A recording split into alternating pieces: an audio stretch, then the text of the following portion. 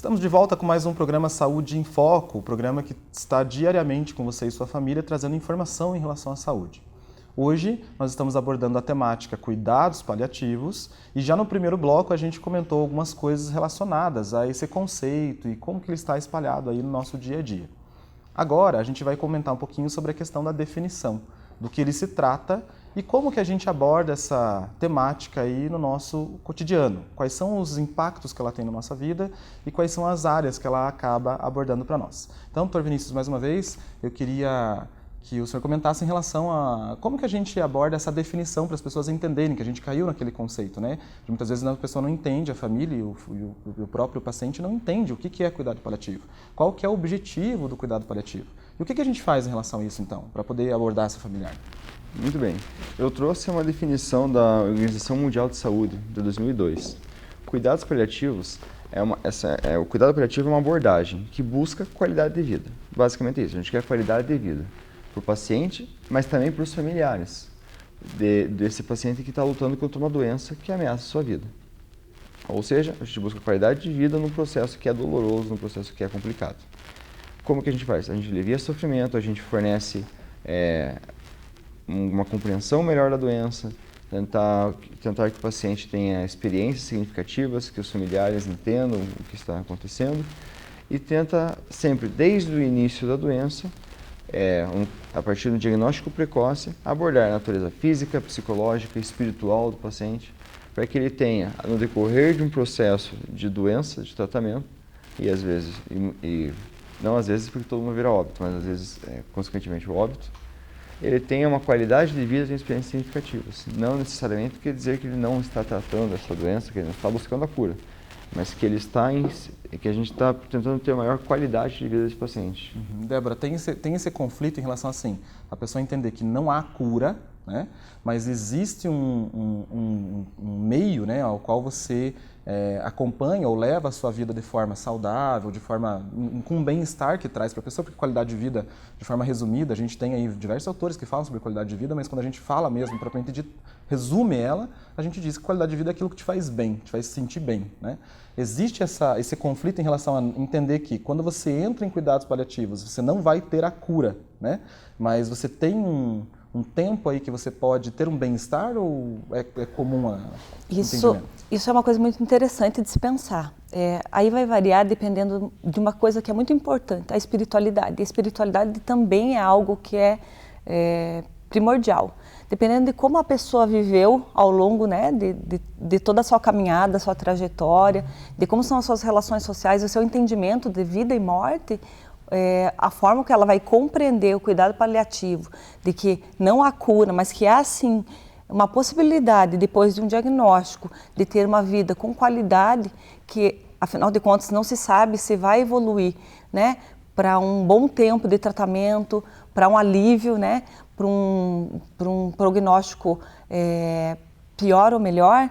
O jeito, a forma de encarar isso daí vai depender muito, sim, da forma que a pessoa encara relações da vida e da morte, né? Mas é claro, se a equipe, né, se há uma equipe multidisciplinar preparada e que acompanha desde o início do processo, né, com afinco, essa pessoa e os familiares dessa pessoa, a forma dela sustentar a doença e o cuidado paliativo é melhor encarada, é uma forma mais positiva de ser encarada, com certeza.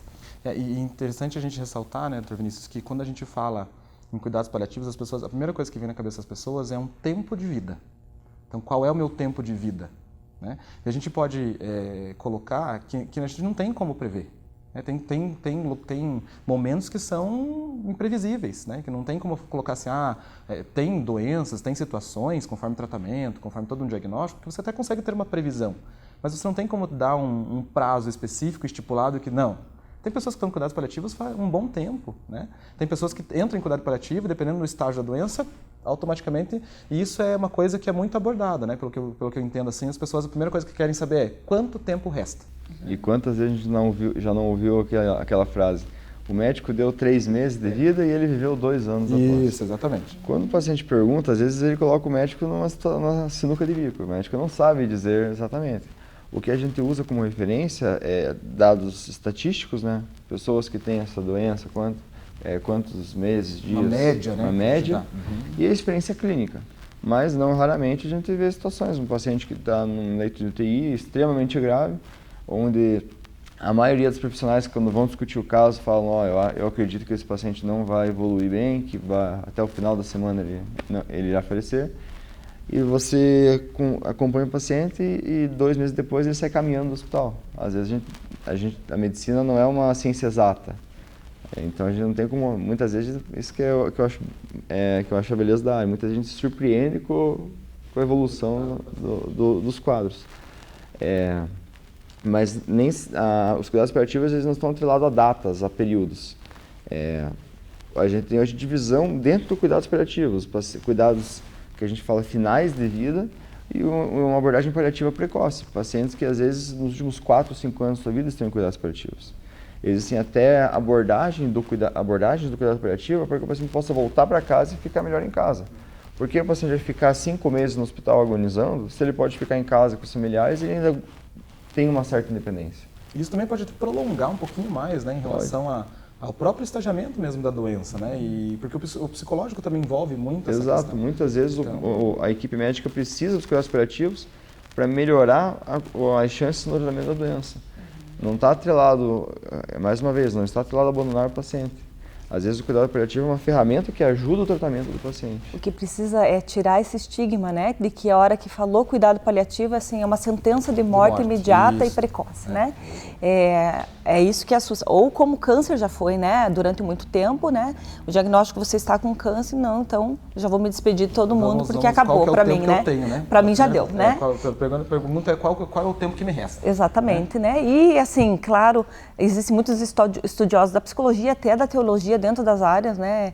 Da teologia que fala que quem melhor vive é quem tem a sua consciência de que vai morrer, de finitude, né? Você sabe, um dia vai acabar, então não posso, né, viver como um doido, como se nunca fosse acabar, né? Claro, não podemos ficar pensando sobre isso todo mundo, eu vou morrer, né? Isso seria aterrorizante, né? À toa que a gente faz planos para todos os dias, mas nós temos que ter uma consciência, assim, de finitude, né? Então, assim, a partir do momento em que você tem o diagnóstico de uma doença, a gente lembra-se, né? Eu acho que a gente precisa pensar nesse sentido. Lembra-se, sim, de que se vai morrer, mas não precisa ficar pensando daqui quantos dias, vai ser daqui um mês, né? Então, é tentar desvirtuar, e aí entra o fator psicológico e entra o papel do profissional da psicologia, é desvirtuar desse tempo. Quanto tempo tem? Mas assim, viva a vida, independente do tempo, né?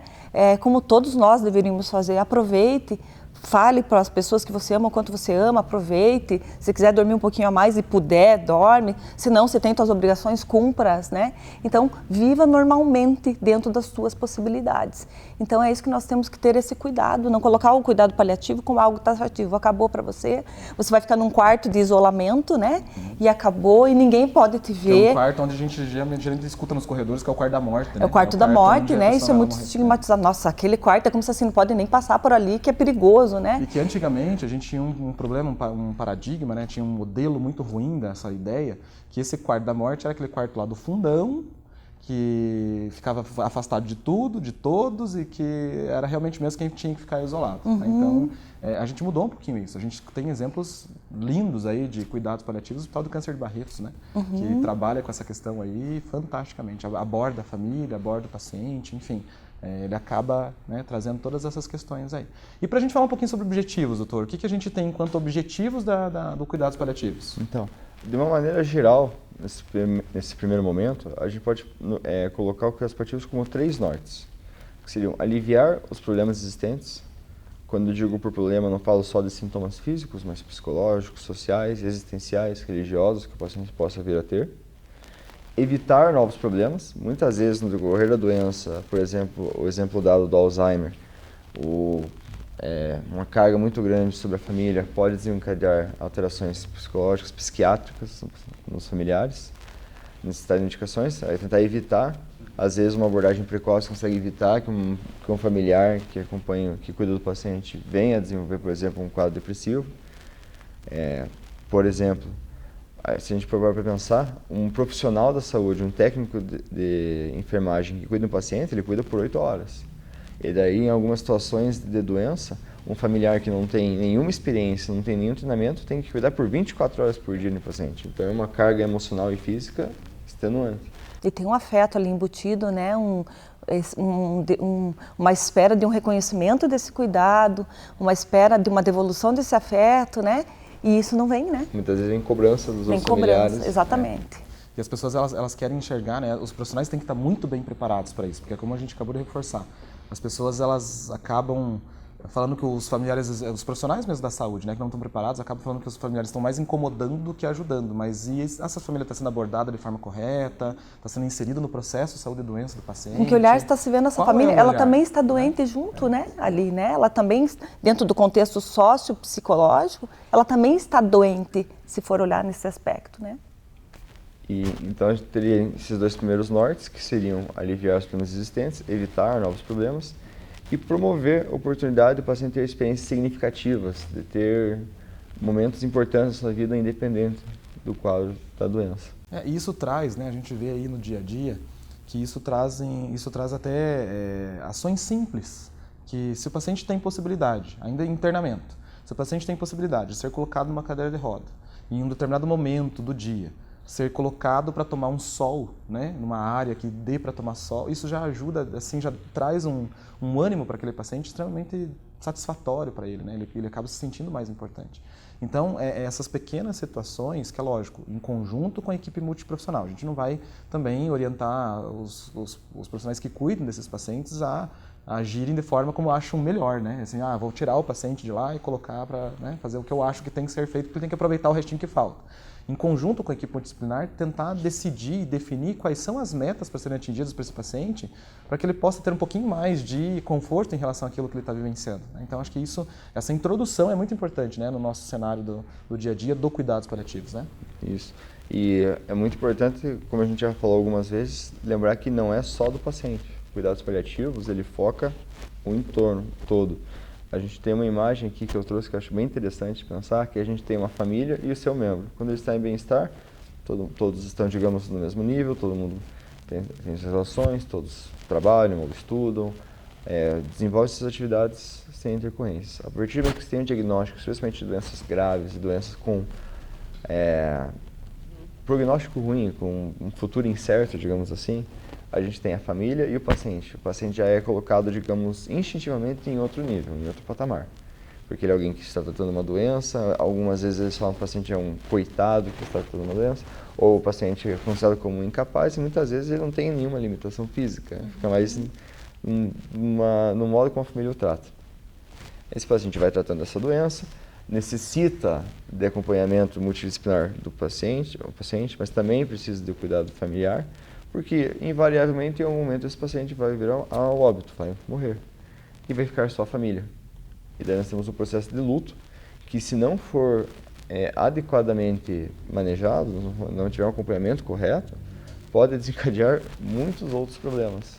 E a família que no começo do processo, era uma família onde tinha o paciente ainda, que não era paciente, era um membro, estava todo mundo bem, começa a ter outros problemas depois que o membro que virou paciente veio a morrer. Então a gente tenta evitar esses problemas e que a família consiga continuar vivendo sem mais complicações, entendendo do que foi um processo, que o processo de morte faz parte da vida e que a vida tem que continuar, inclusive, para quem ficou. Né? E é difícil aceitar, Débora, essa ideia de que talvez uma doença que veio tão rápido, que levou tão rápido, é difícil o familiar aceitar esse processo, esse luto dessa família, né, de toda essa família que está envolvida em tudo isso, que acompanhou. Muitas vezes a gente vê em hospital que tem pessoas que elas acabam até se aliviando um pouquinho mais, porque o sofrimento estava tanto que quando a pessoa parte, né, quando acontece a morte, a família parece que tira um peso das costas, né? Mas existem diferentes formas de você encarar essa realidade. E nesse sentido, é difícil para o familiar encarar essa questão do luto em si? Que bacana você ter tocado nesse aspecto. Até tem um filme, né? Bem bacana, não sei se vocês já ouviram falar, 7 minutos depois da meia-noite. Né? É um filme bem bacana de um menininho que, para não dar spoiler, né? Mas que ele tem a mãe com câncer e ele vive naquele cansaço da mãe dar a notícia que ela piorou e ela vai e volta, né? E quem tiver interesse assiste o filme para entender sobre o que nós estamos falando ali, né? Assim, sim, muitas vezes, quando o tratamento, quando o tempo, né, de cuidados é mais prolongado, acontece de quando há um óbito, alguns familiares, principalmente os que mais estiveram perto cuidando, sentirem assim, né? Porque cansa, né?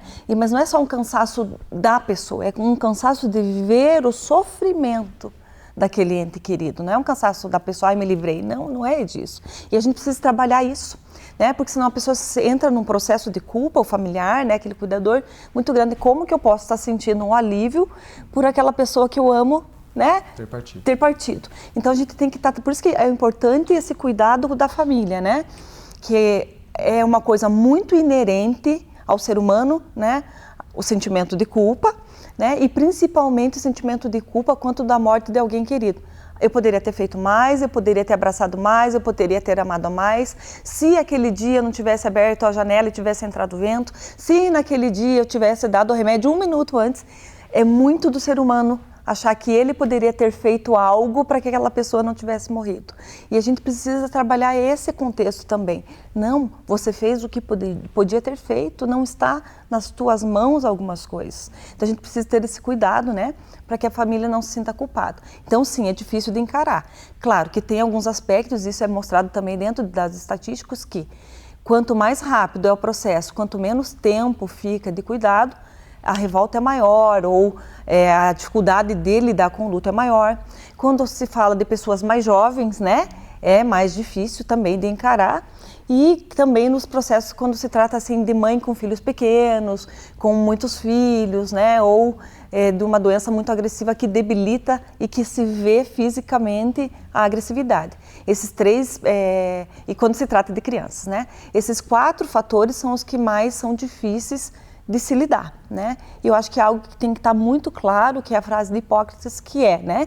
É algo que a gente tem que trabalhar tanto com o paciente desde o diagnóstico e com os familiares, né, envolvidos, que curar às vezes, né? Aliviar frequentemente dentro do que se propõe os cuidados paliativos, né? E consolar sempre, né? Que daí está o nosso propósito maior, consolar sempre. E dentro dessa temática, né, doutor, dessa abordagem, quais são os focos, assim, para a gente fazer o encerramento, né, dessa temática que é tão discutida aí? Quais são os focos que a gente tem que dar em relação a esse tipo de cuidado, né? Então, o cuidado paliativo, ele foca muito mais na qualidade de vida do paciente que está enfrentando uma doença. Não é que ele deixa de lado a doença e o tratamento. Ele é mais uma ferramenta auxiliada ao tratamento. Porque não quer dizer que eu tenho cuidados paliativos que eu não vou tratar. Mas se você for analisar, o paciente tem um diagnóstico de uma doença, ele, teoricamente, junto com o diagnóstico começa o tratamento e os cuidados paliativos. Normalmente o tratamento é um tratamento que a gente fala que ele altera ele modifica a doença, ele vai tentar alterar o curso da doença. A gente tem uma doença que vai invariavelmente levar ao óbito. Esse tratamento tenta tirar dessa curva, prolongar a vida do paciente. Mas nem sempre o cuidado paliativo, o fato de a pessoa ter cuidados paliativos, ela quer dizer que ela mudou o tratamento. Em algumas doenças, como por exemplo o mais citado câncer, chega um momento onde o médico fala, não tem mais tratamento, e daí fica só os cuidados paliativos. Mas em outras doenças, às vezes um Alzheimer não tão avançado, uma doença de Parkinson, às vezes até mesmo um paciente que sofreu algum trauma e ficou com uma sequela, um AVC e ficou com uma sequela, o cuidado paliativo ele auxilia o tratamento. O foco do cuidado paliativo eu gosto de usar uma frase que é usada muito na medicina, que é ser médico. A gente fala que a faculdade de medicina ensina a gente sobre o corpo humano, sobre fisiologia, sobre as doenças, como tratar a doença, como vencer a doença. Porque o médico, todo mundo que entra na medicina muitas vezes pensando em que vai vencer as doenças, que vai salvar todo mundo. Que vai salvar todo mundo. E eu acho que a maior experiência que você tem como médico é quando você consegue realmente consolar um paciente, consolar uma família. Você faz o tratamento, alivia os sintomas, às vezes você alcança a cura e vem o reconhecimento, mas eu me sinto muito mais satisfeito, muito mais médico, quando mesmo com um desfecho ruim eu vejo que a gente conseguiu fazer uma diferença para aquele paciente, para aquela família. Às vezes o paciente, uma família que estava sofrendo com o paciente e consegue aceitar o que está acontecendo, e consegue, no final das contas, fazer o que era melhor para o paciente e para a família. A gente vê muitas vezes no hospital alguns procedimentos que precisam de autorização familiar e a gente não consegue, porque a família tem um peso na consciência. Às vezes um paciente que a gente necessita, por exemplo, de uma traqueostomia, que é fazer um orifício no pescoço para que ele consiga respirar melhor, porque ele está há muito tempo já precisando de ventilação mecânica. Às vezes esse procedimento a gente vai conseguir ajuda a desligar o ventilador e o paciente respirar por conta. Mas a família acha, não, vamos desligar o ventilador, eu não vou conseguir, ele vai morrer, eu estou matando o meu familiar. E quando na verdade não, você está dando um conforto para ele, você está melhorando a qualidade de vida. Então eu me sinto muito mais realizado quando eu consigo falar que a família compreenda o que está acontecendo, se sinta bem e consiga tomar as decisões que são melhores para o paciente. Então eu falo que é o momento que a gente sente que a medicina está sendo realmente feita. Não é algo frio, taxativo, doença, medicação, cirurgia, cura, e deixa o paciente de lado. Isso são coisas que a gente só ao decorrer do tempo a gente passa a perceber e começa a aplicar, né? Bom, queria agradecer então, Dr. Vinícius, a sua presença aqui hoje, da Débora também, em relação a essa temática. Agradecer a você que está aí acompanhando a gente e lembrar que nós estamos diariamente com o programa Saúde em Foco e também lembrá-los que nos próximos dias aí nós estaremos acompanhando, estaremos reabordando aí essa temática tão interessante que é cuidados paliativos. Acompanhe-nos aí e não percam um programa sequer, tá bom? Ok, obrigado, até o próximo programa.